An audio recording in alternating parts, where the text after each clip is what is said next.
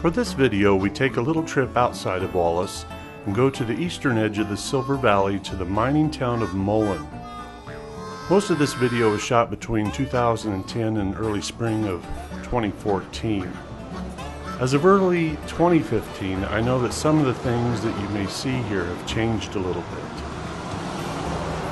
Mullan is home to one of the only still active silver mines in the area, the Lucky Friday mine owned by Hecla. Back in 2012, it was projected that the shaft would reach a depth of 8,200 feet by the year 2014, making it the deepest mine in North America, even deeper than the Star Mine in Burke. However, an accident caused the death of a miner, and it halted work at the Lucky Friday for an extended period of time, so I'm not sure if they've since reached that depth or not. Founded in 1884 by prospectors looking for gold during the gold rush of 1883 and 84, Mullan was home to some very large and successful silver, lead, zinc, and copper mines, the most notable being the Morning Mine. But there were others such as the Gold Hunter, the National,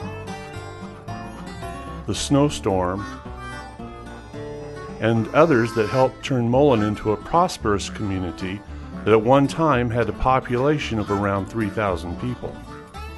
The streets were lined with the usual mining town trappings of saloons, beer halls and such, and the necessities of any other kind of town like restaurants, grocery stores, clothing stores, hotels, hardware, and drug stores.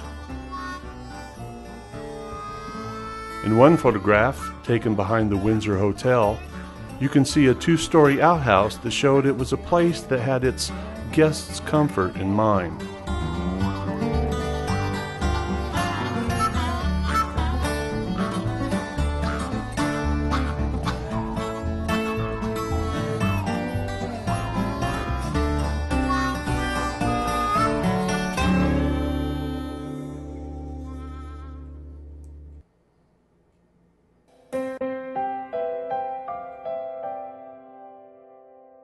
But when mining turned bust, Mullan, like so many other mining towns, became just a shadow of its former self.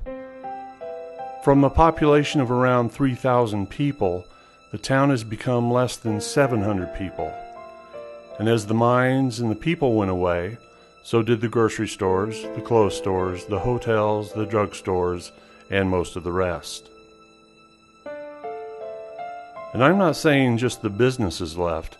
I mean, many of the buildings themselves are literally gone. In the early spring of 2013, a fire destroyed two of Mullan's most historic landmarks, the Silver Dollar Saloon and the Steelworkers Union Hall.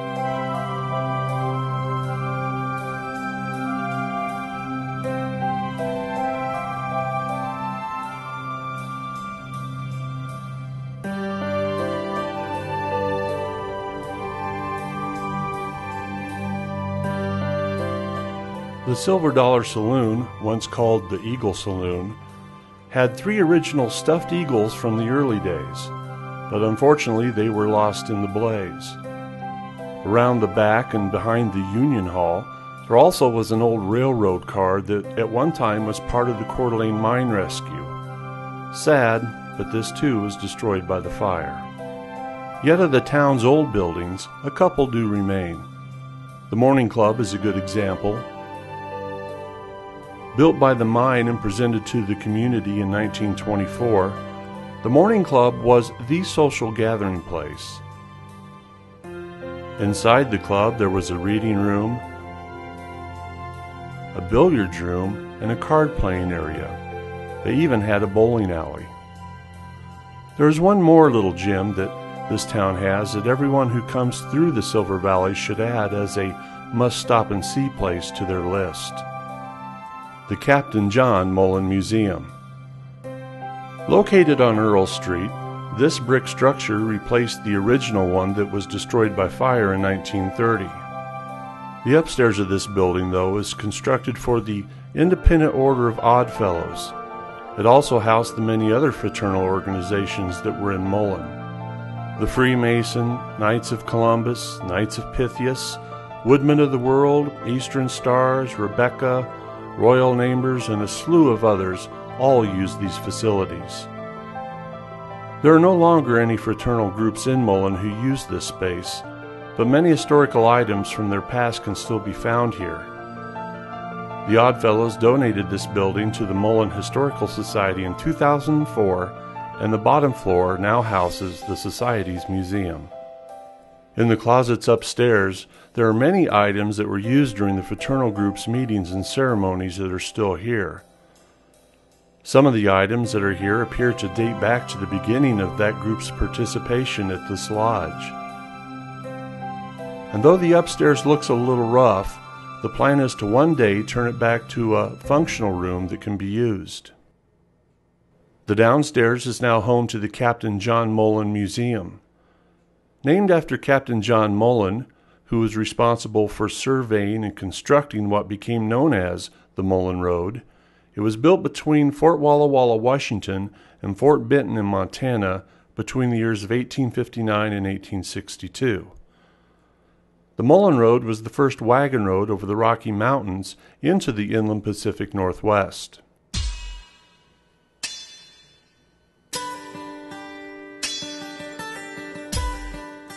Inside, you'll find all kinds of displays that show life in this area in years past. And there's more than simply mining relics here, though there is an interesting display of those things too. But what you'll find here is a reflection of life. As epic as the history is of the Silver Valley, it's the people and their lives that they led here that are the most interesting. This museum recognizes that. You're not just going to see displays and pictures from the mining wars or the Great Forest Fire of 1910.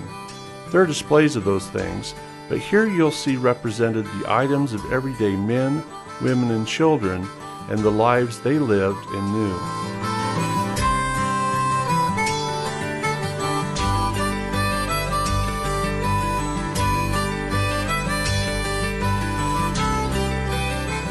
There are some examples of different fashions of days gone by, and even though this is a mining town, women still took pride in their appearance.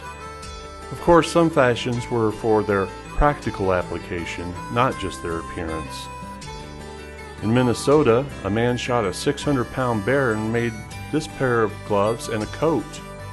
And this coat was for warmth, not just looks, though I think it still looks pretty cool.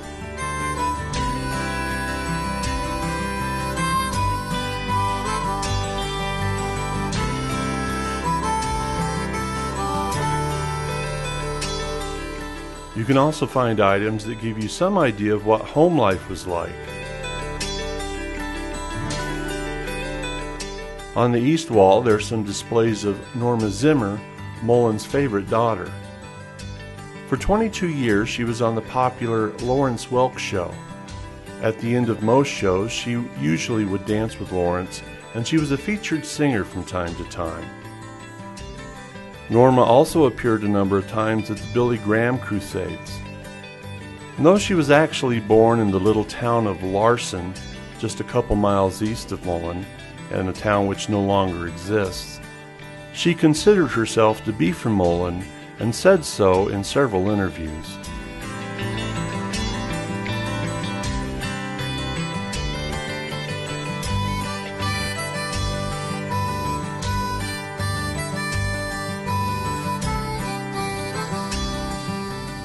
There is a fine display of historic items from the Independent Order of Oddfellows, and though I'm not sure what all these items are, someone visiting from England who was a member of this group once said this was one of the finest displays of historic items he had ever seen.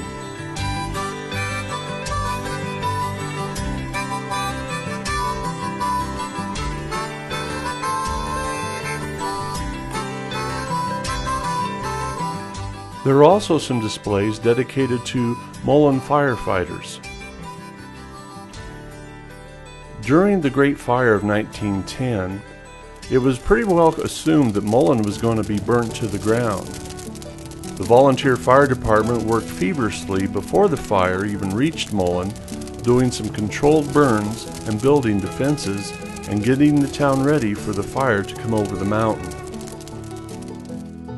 Because of all their hard work and a little change in the winds, Mullan was spared. The next time you're in the area, be sure to stop by the Captain John Mullan Museum. It's a real gem that you would not want to miss. And when you visit, please be sure that you, and those that are with you, take a moment and sign their guest book. And also be aware that the museum does sell historic photographs of not only Mullan, but the rest of the Silver Valley as well.